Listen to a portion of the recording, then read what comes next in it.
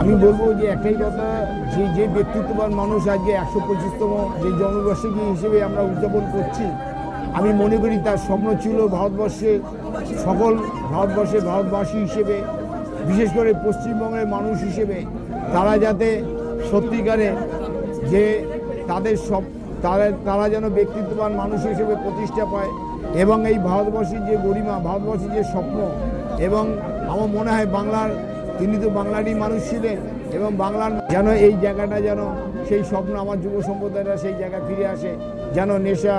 মুক্ত একটা সমাজ, কুসংস্কার মুক্ত একটি সমাজ যেন তারা ভেঙে দিয়ে সেই নেশা মুক্ত এবং কুসংস্কার মুক্ত সমাজকে দূরীভূত করে সুন্দর একটি যেন সমাজে তারা ব্যক্তিত্ববান মানুষ হিসেবে প্রতিষ্ঠা পায়। আমি এই জন্যই বলবো যে আজকের দিনটি সেই দিনই তার স্বপ্ন পূরণ হবে, আজকের দিনটা সেইভাবেই সফল হবে যদি আমার এই যুব সম্প্রদায় আবার সেই তাদের জায়গায় অন্ধকার থেকে আলোর পথে ফিরে আসে।